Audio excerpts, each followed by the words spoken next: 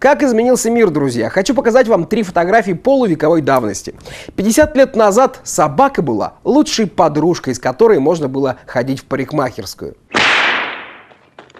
Собаки фотографировались в строгих костюмах с кошками на руках, или вернее на лапах. А домашним питомцем был рак.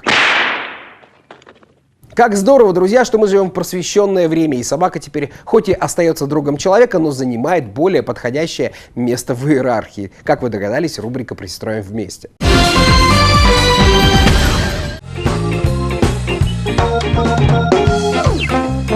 Собака Жуля сообразительная, спокойная, любвеобильная.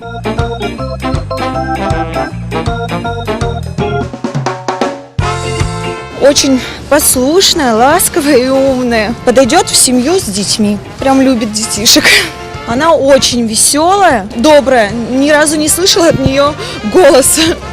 Понимает команды, сидеть, лежать. А она очень маленькая, она не вырастет. Если вы хотите стать заботливым хозяином для Жули, звоните по телефону 8 912 720 62 08.